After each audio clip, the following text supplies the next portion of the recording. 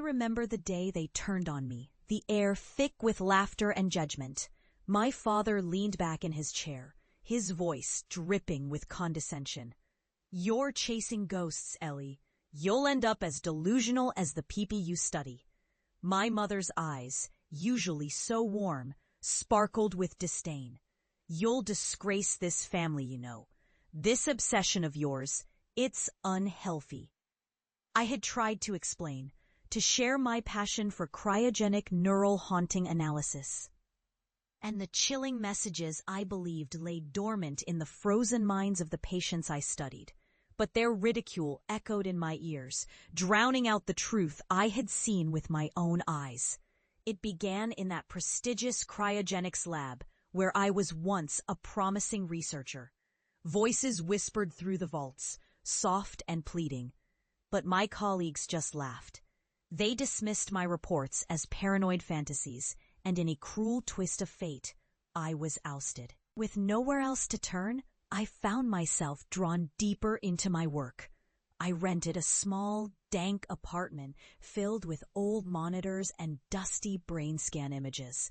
I was an exile in my own life, but with every tick of the clock, I decoded the patterns of the dead. They spoke to me, their messages growing clearer, more urgent. I was not mad. I was a conduit for their warnings. Years passed, each moment a step deeper down a darkened path. I became a renowned expert, a voice that echoed through the halls of academia, scaring colleagues and skeptics alike with evidence of the horrors trapped within the frozen minds. The world feared what I had uncovered, but I was no longer the disgraced daughter.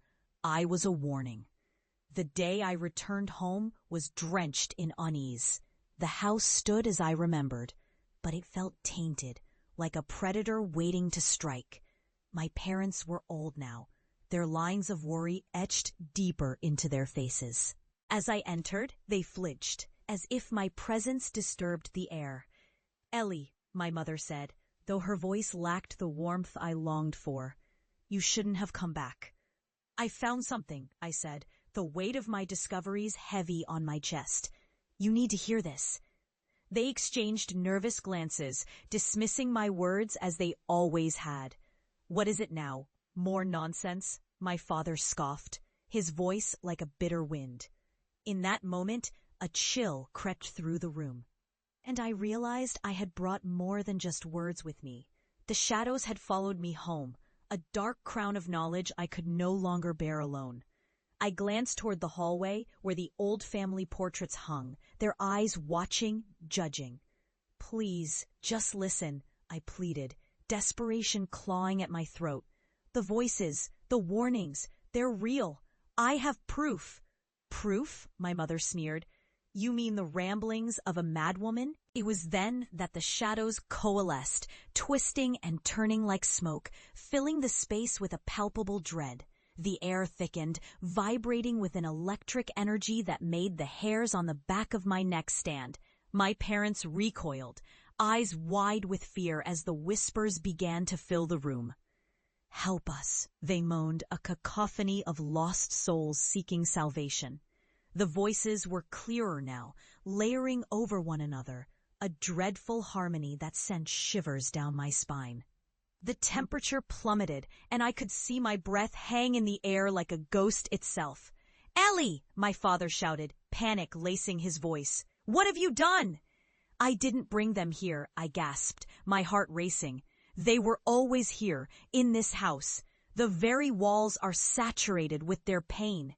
My mother clutched her head, crumpling to the floor as the voices grew louder, clawing at her sanity.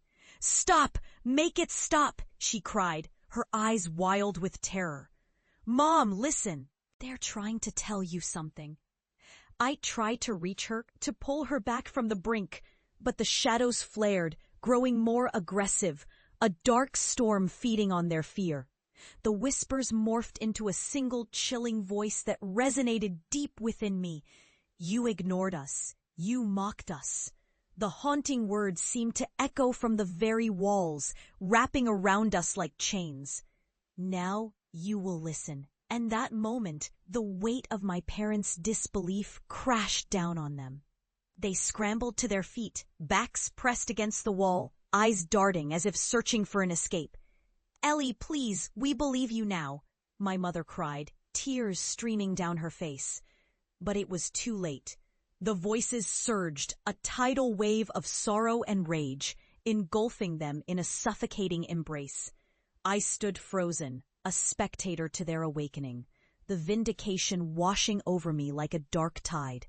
They had mocked me, but now they bore witness to the truth I had fought so hard to uncover. As the shadows receded, I found myself standing amidst the remnants of their horror, a chilling silence falling over us.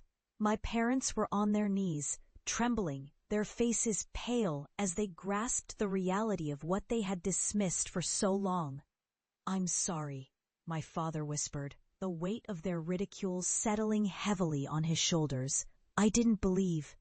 I should have listened." I looked at them, the flickering shadows still lingering around us, a constant reminder of our haunted past. "You're not the only ones who failed to heed the warnings," I said softly, feeling the ache of their regret wash over me. "But now you know, and now there's no turning back." The weight of my discoveries, the knowledge of their truth, hung heavily in the air, a poetic justice that would forever change us.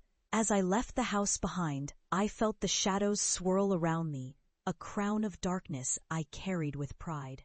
I was no longer the mockery of my family. I was their reckoning. And as I stepped into the world, I knew I was marked by the whispers of the frozen, their secrets now entwined with my own. In the silence of the night, I found solace in my dark triumph, knowing I had survived the ghosts they could never face.